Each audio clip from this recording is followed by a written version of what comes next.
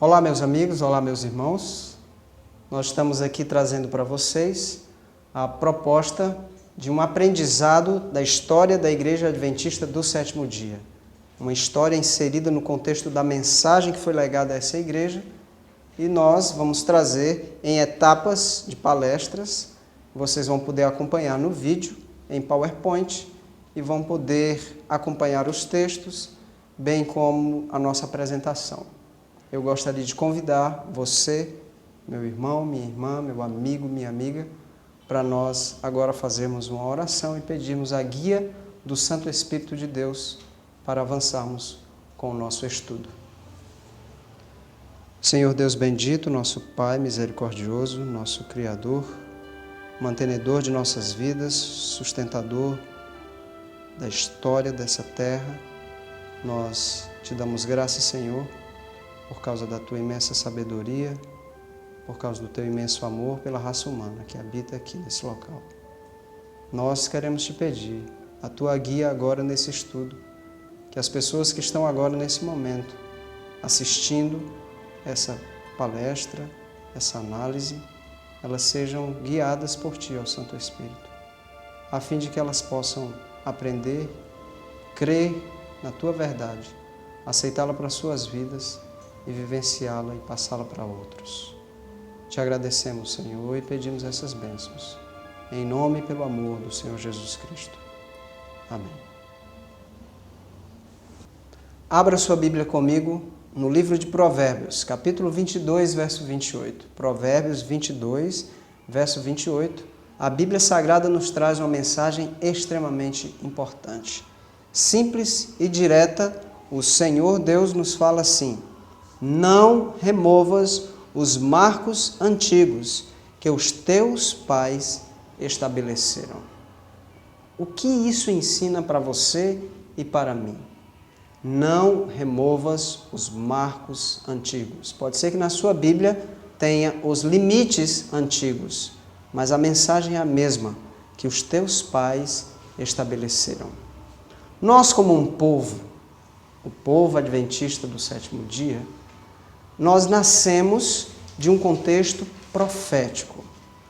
A história da Igreja Adventista do Sétimo Dia foi escrita nas páginas proféticas da Bíblia muito tempo antes dela vir à existência. E com isso, nós tivemos pessoas que lideraram a movimentação de um agrupamento e lideraram o levante de uma mensagem que fez com que gerasse a Igreja Adventista do Sétimo Dia. Essas pessoas nós podemos considerar como os nossos pais espirituais. Foram os pioneiros da mensagem adventista do sétimo dia. Esses pioneiros estabeleceram limites, marcos doutrinários, e esses marcos eles não podem, pelo princípio que aprendemos em Provérbios 22, 28, não podem ser removidos. E o objetivo da nossa série de estudos aqui é analisarmos todos os princípios durante a história da Igreja Adventista do sétimo dia, e esses princípios, como eles foram sendo estabelecidos e como eles não devem ser derrubados, apesar dos ataques que eles têm sofrido durante as eras, para serem derrubados. Convido você para visualizar agora uma perguntinha na nossa sequência da palestra. Na tela você vai estar vendo agora aí essa pergunta que perturba muito o meu coração. Olha a pergunta: Adventistas do sétimo dia, o que é isso?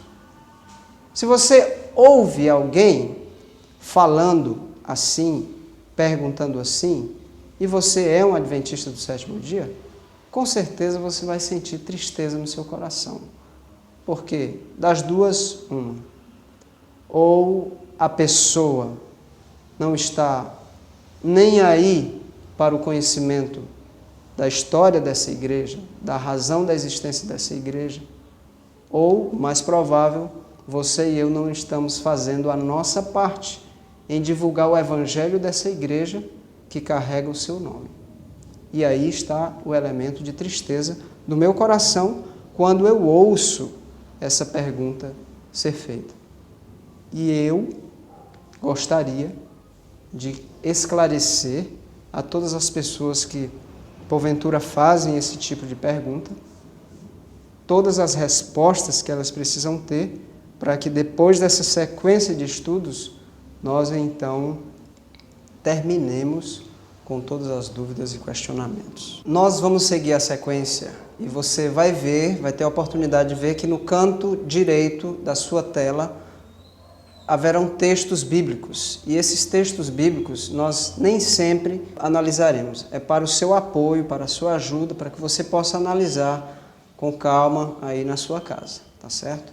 Essa história da Igreja Adventista do Sétimo Dia, ela é uma história de luz, sombra, sangue, luta e vitórias. Luz, porque Deus determinou em sua palavra que é luz para o nosso caminho, lâmpada para os nossos pés, que a Igreja Adventista do Sétimo Dia receberia uma quantidade de luz para levar ao mundo. Sombra, porque infelizmente, quando viramos as costas à luz, você pode ver aqui nesse quadro da parede, você vai ver que aqui nós temos a plantinha e do lado de lá nós temos a sombra da plantinha. A sombra é quando algo se interpõe à luz. Para você ver sombra, você tem que virar as costas à luz. E, infelizmente, no decorrer da linha da nossa história, você vai entender que houve momentos em que nós, como um povo, viramos as costas à luz. E, ao acontecer isso, sombras surgiram em nosso caminho. Mas ela é uma história de sangue. E esse sangue nos livra das situações de sombra, que é o sangue do Senhor Jesus Cristo. Um evangelho que foi legado a esta igreja, aonde o foco máximo e principal é o que ocorreu há 2000 anos atrás, na cruz do Calvário. Esta igreja recebeu a continuidade de luz acerca do evangelho da transformação, o evangelho eterno que purifica o caráter dos seres humanos e prepara um povo bem disposto para se encontrar com o seu Deus. É uma história de lutas, porque é impossível, meu irmão, é impossível, meu amigo, você tecer essa caminhada sem luta. O apóstolo Paulo é muito claro, ele diz que todos os dias ele morria e esmurrava o seu corpo para não se encontrar contrário a esse evangelho que ele pregava na sua vida. Então, não dá para ter uma vida sem luta para alcançar a vitória. Por isso, o final da nossa reta de tempo, na escalada da história da Igreja Adventista do Sétimo Dia, você vai entender que será um final de vitória. Essa igreja que saiu de um contexto profético e passou por uma caminhada e está passando por uma caminhada de lutas, de sombras, se apoiando no sangue de Jesus, ela terá uma finalização vitoriosa na história final do planeta Terra. Vem comigo, dá uma olhada na nossa linha de tempo, porque nós começamos a nossa história no ano de 1840. Este senhor que você está vendo aí na tela, o nome dele é William Miller, ou Guilherme Miller. E Guilherme Miller, ele neste ano de 1840, nós não vamos poder entrar em muitos detalhes da história, ele se uniu a um outro homem lá nos Estados Unidos, chamado Joshua V. Himes. Esses dois homens, o que é que eles tinham em comum? O amor por uma mensagem que estava explodindo nas mentes no mundo inteiro, não foi só um movimento nos Estados Unidos, e essa mensagem apregoava a iminente volta do Senhor Jesus Cristo. Guilherme Miller, ele desenvolveu um cálculo profético, e você vai ver o texto aí no cantinho da sua tela, Daniel 8,14, aonde a profecia das 2.300 tardes e manhãs, ela foi decifrada, não exclusivamente por Guilherme Miller, porque desde o século XVIII, desde os primórdios do século XVIII, ela já vinha sendo trabalhada, e aí Guilherme Miller, ele simplesmente concluiu um cálculo muito preciso, e juntamente com outras pessoas, determinaram que uma coisa muito grande iria ocorrer no dia 22 de outubro de 1844. Mas antes disso, no ano de 1840, ele se juntou a uma pessoa, que foi esse missionário, Josué Verheims, e lá nos Estados Unidos eles impulsionaram uma campanha de preparação das pessoas para a volta do Senhor Jesus. Essa campanha ela teve um impulso gigantesco nesse ano de 1840, por isso nosso marco zero é exatamente neste ano. Também neste ano aconteceu o lançamento da primeira publicação Adventista do Sétimo Dia, a revista Sinais dos Tempos. E o cumprimento de uma interpretação adventista da profecia do capítulo 9 de Apocalipse, que foi dado esse cumprimento por um homem chamado Josias Litch. E ele determinou que naquele mesmo ano de 1840, o Império Otomano iria cair no mês de agosto. Ele fazia parte desse movimento adventista, que apregoava a volta do Senhor Jesus para 1844.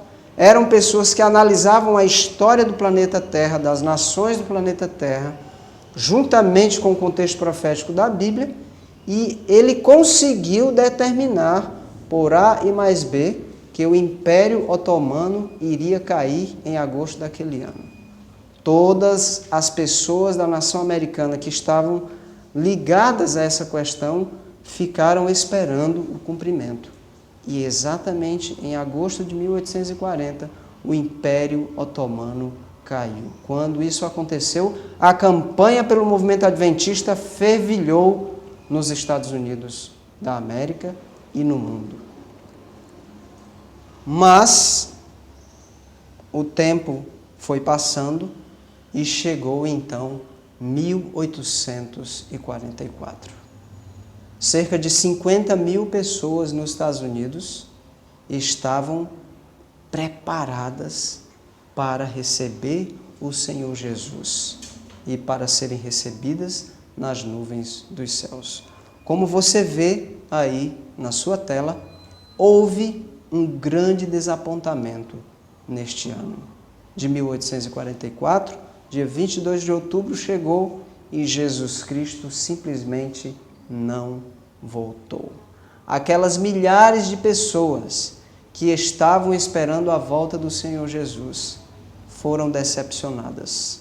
Mas um pequeno punhado de milhares passou para poucas dezenas.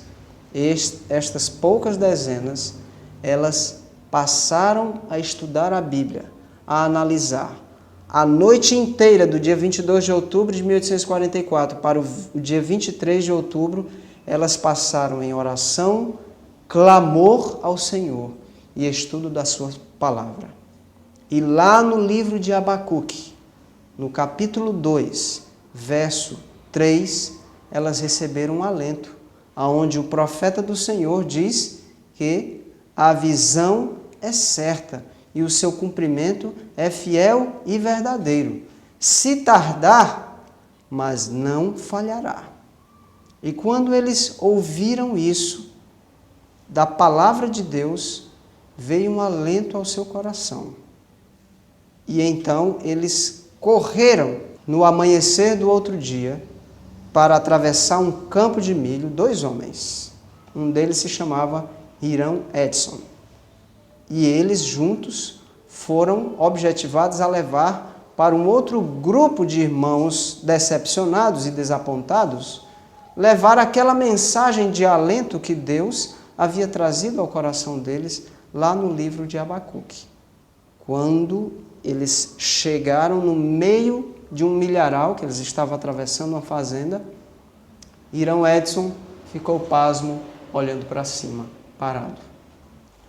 O Senhor Deus apresentou ao irmão Irão Edson, naquela visão, que um grande evento estava ocorrendo no céu.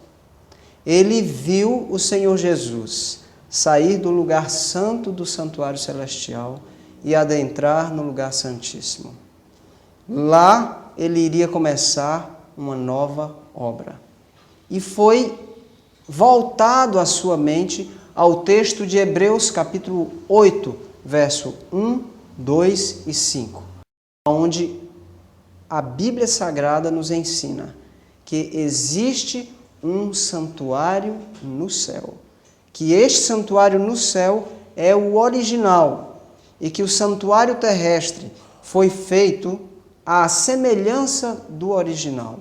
Ele era uma sombra do original que estava no céu e que o ministério dos sacerdotes aqui nessa terra era uma sombra do ministério que o Senhor Jesus efetua no santuário celestial. Nós estamos na dispensação cristã. Nós não estamos mais na dispensação judaica. E da dispensação judaica para a dispensação cristã, a grande diferença é a ministração do Senhor Jesus no santuário celestial. Ele é o nosso sumo sacerdote. Ele é o nosso cordeiro que tira o teu e o meu pecados e lança sobre o bode que é o diabo, Satanás.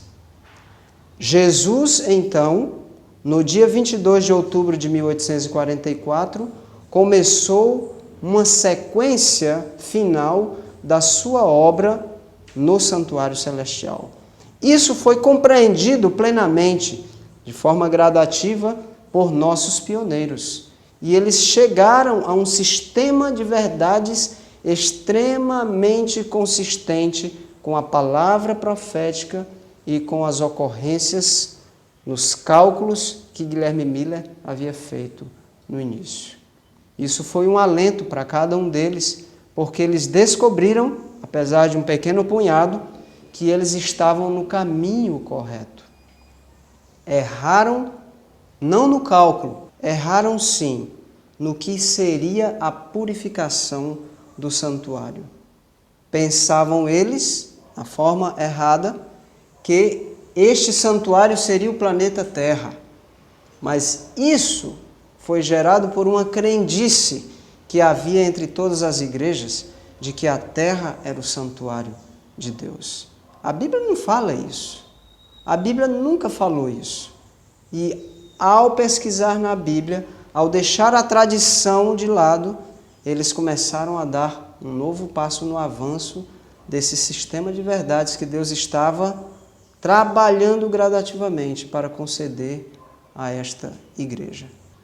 Com o amadurecimento de seus estudos, eles descobriram que a obra que o Senhor Jesus iniciou no dia 22 de outubro de 1844, no lugar santíssimo do santuário celestial, se tratava de um juízo, de análise de todos aqueles que professavam fé no sangue do Senhor Jesus.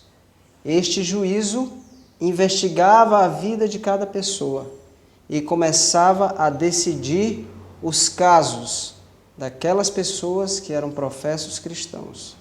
Casos decididos para o bem e para a vida, casos decididos para a destruição. A partir dos primeiros cristãos, desde Adão e Eva, que creram na promessa de um cordeiro que seria morto, de um libertador que destruiria a cabeça da serpente. Desde Adão, passando por Abel, Enoque, todos os professos analisados seriam no juízo de Deus que iniciou naquele período. Um outro passo que eles deram nesse conjunto de verdades que foi formando o sistema doutrinário da Igreja Adventista do Sétimo Dia, e até então ainda não era do sétimo dia, tá certo? E isso é muito importante, porque o próximo passo foi exatamente o elemento que faltava para completar o nome. Até então eles eram chamados de adventistas. Mas houve nessa mesma década uma reunião muito importante entre um pequeno punhado, duas famílias se reuniram e lá eles receberam a visita nesta reunião de uma jovem. O nome dela era Ellen Harmon, que depois se tornou Ellen White. Essa jovem, ela teve uma visão. E nesta visão, ela passou muito tempo sustentando uma Bíblia extremamente pesada na sua mão. E nesta Bíblia, ela apontava versos que indicavam para o próximo passo doutrinário que esta igreja haveria de receber. Nova luz acrescentada à luz que já vinha sendo recebida. Ela fez o recital de dezenas de versos acerca da verdade do sábado na Bíblia Sagrada. Pessoas ficavam observando e anotando esses versos naquela reunião. E ali eles comprovaram que Deus estava guiando o seu humilde e pequeno povo para um sistema de verdades bíblicas que, como o Senhor Jesus falou da sua igreja, as portas do inferno jamais prevaleceriam contra ela. Ali naquela reunião havia uma criança. O nome dela era John Nevin Andrews. Ele tinha 15 anos. Ele já guardava o sábado antes de todas aquelas pessoas. E influenciou, juntamente com mais duas crianças, a sua família e a família delas a guardarem o sábado. Se encontraram naquela reunião. O tema da reunião girou em torno dessa questão e a irmã Ellen White teve, então, essa sequência de visões acerca do sábado. Dali, a verdade bíblica do sábado do sétimo dia, como sendo o dia do Senhor, verdadeiramente, e não o domingo, como até então eles guardavam, foi descoberta e estabelecida.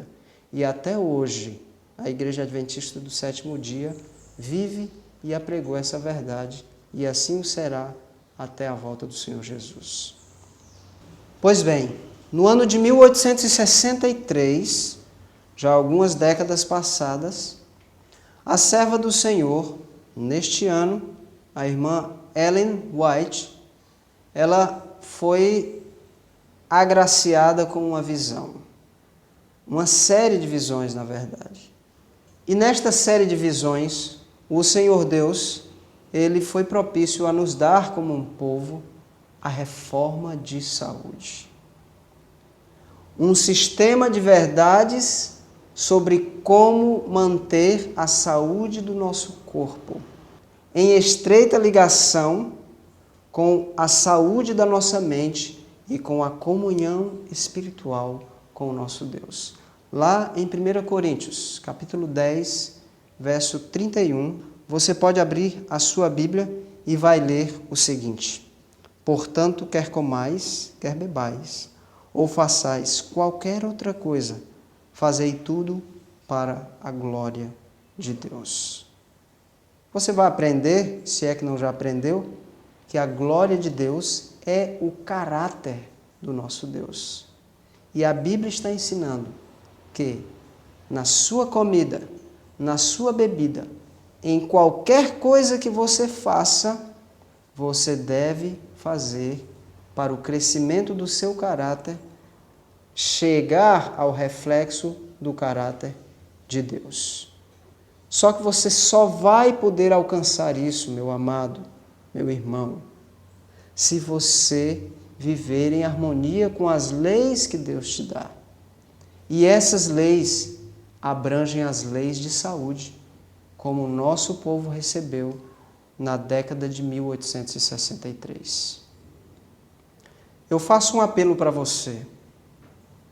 Nós estamos num estudo muito vasto, muito profundo, e aqui nós não podemos te dar os detalhes, mas nós temos 5 livros básicos para te dar luz sobre o teu sistema de vida, sobre o teu sistema alimentar. Pega um desses, começa com ele. Conselhos sobre regime alimentar. Faz isso.